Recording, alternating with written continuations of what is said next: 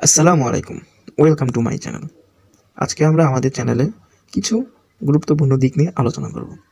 আজকে আমরা আমাদের চ্যানেলে আলোচনা করব আমাদের মা, খালা, বোনদের কিছু ঘরোয়া টিপস নিয়ে। চলুন আমরা আমাদের আলোচনা বেশি বড় না করে তাড়াতাড়ি আমাদের আলোচনা শুরু করি। বর্তমান সময়ে আমরা সবাই সাশ্রয় করতে চাই। এর জন্য যখন বাজারে কোনো কিছু দ্রব্যমূল্য কম থাকে তখন আমরা এটা কিনে রাখতে চাই। সেই রকমই একটি উপকারী জিনিস হলো চাল। চালের দাম কম বেশি বাড়তে থাকে। যখন কমে যায় তখন আমরা ভাবি কিছুটা কিনে ঘরে রেখে দিই, কিন্তু চাল কিছুদিন রাখার পরে দেখা যায় চালে কালো হয়ে যাচ্ছে, যা পরবর্তীতে খেতে খুবই ভোগান্তি হয়। তাই চাল যাতে কালো না হয় এর জন্য চালের কৌটাতে শুকনো মরিচ আর গোলমরিচ ফেলে রাখুন। দেখবেন বহুদিন পোকা ধরবে না, চাল কালোও হয়ে যাবে না। পেঁয়াজ কাটতে গিয়ে কার না চোখ থেকে জল পড়ে। যদি সে নতুন গৃহবধূ অথবা নতুন কাজ করতে যায়, দেখবেন তার পেঁয়াজ কাটার আগেই চোখে জল চলে আসে। এটা পুরাতন কিছু না, নতুন জিনিস। তাই পেঁয়াজ কাটার আগে আপনার চোখে যেন জল না আসে, তার জন্য আপনি পেঁয়াজ কাটার আগে বেশ খানিকক্ষণ ভিজিয়ে রাখুন। তাহলে আর পেঁয়াজের ঝাঁজে চোখ দিয়ে পানি পড়বে না। অনেকেই ফ্রিজে দুধের বোতল রাখেন, কিন্তু বোতল ফ্রিজে ভালোভাবে থাকার পরেও যখন আপনি দুধটি জাল দিতে যান, দেখবেন দুধ নষ্ট হয়ে যায় বা দুধ কেটে যায়। এটা হওয়ার কারণ কি জানেন? ফ্রিজের দরজায় কখনো দুধের বোতল রাখবেন না। সবসময় এটিকে তাকে রাখুন, কারণ দরজা খুললে ফ্রিজের ভেতরের তাপমাত্রা এবং বাহিরের তাপমাত্রার জন্য এটা বেশ হরফের হয়, যার জন্য দুধ নষ্ট হয়ে যায়। পাউরুটি। আমরা অনেকেই পাউরুটি খেতে পছন্দ করি, কিন্তু পাউরুটি আমরা ফ্রিজ থেকে বের করার পরে এটি আগের মতো ভালো থাকে না, বলতে তাজা থাকে না। তাই পাউরুটি কখনো বাইরে আলগা ফেলে রাখবেন না।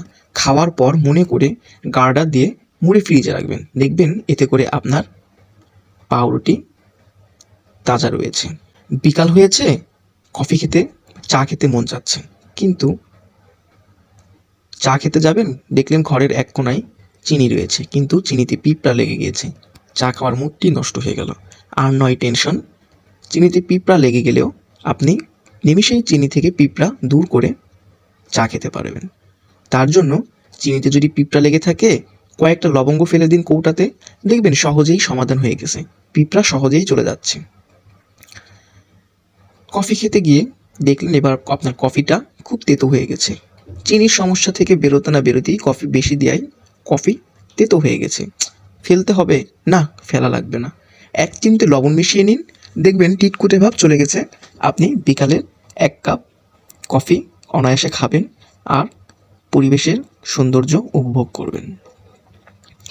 রান্না করতে গিয়ে অনেক সময় অনিচ্ছাকৃতভাবে লবণ বেশি হয়ে যায়। যে যত বড়ই রাঁধুনি হোক এবং নতুন ব্যক্তিদের কাছ থেকে এই ভুলটা হতেই পারে, এটা স্বাভাবিক। রান্নায় লবণ বা চিনি বেশি হয়ে গেলে কোনো সমস্যা নেই। 1 টুকরো কাঁচা আলু ফেলে দিন রান্নার তরকারিটির ভিতরে, মুহূর্তেই দেখবেন আপনার তরকারির অতিরিক্ত লবণ চিনি কম হয়ে গেছে। দুধ চাল দিতে গিয়ে অনেকে আনমনাবশত ভুলে যায় এবং দুধ পড়ে গ্যাস নোংরা হয়। মাথা খারাপ, মন খারাপ কোনোটিই করবেন না। রয়েছে আমার কাছে সহজ একটি উপায়। তার জন্য গ্যাসের উপর কিছুটা লবণ ছড়িয়ে দিন, এবার কিছুক্ষণ রেখে উষ্ণ গরম পানিতে মুছে নিন। দেখবেন দুধের নোংরা টেভাব খুব সহজেই উঠে যাচ্ছে। মাছ ভাজার গন্ধে কার না অস্বস্তি আসে? যে মাছ ভাজে আশেপাশে সবাই একটি অসুস্থে পরিণত হয়। কেউ মাছ ভাজলে অসহায় লাগে, এটা নতুন কিছু নয়। এজন্য একটা উপায় জেনে রাখুন। যেদিন মাছের তেল কিংবা মাছের ডিমের বড়া ভাজবেন, সেদিন রান্নাঘরে গ্যাসের পাশে একটা বাটিতে ভিনেগার রেখে দিন। আষ্টে গন্ধ দূর হবে অনেকটাই। আশা করি আমার এই টিপসগুলো সবার খুব কাজে লাগবে। আপনাদের যদি টিপসগুলো কাজে লাগে, ভালো লাগে, আপনাদের দৈনন্দিন জীবনে প্রয়োগ করে দেখবেন, আশা করি সবাই খুব উপকৃত হবেন। ধন্যবাদ। সবাই আমার চ্যানেলটি সাবস্ক্রাইব করে ভিডিওটি লাইক শেয়ার দিয়ে পাশে থাকবেন। আসসালামু আলাইকুম।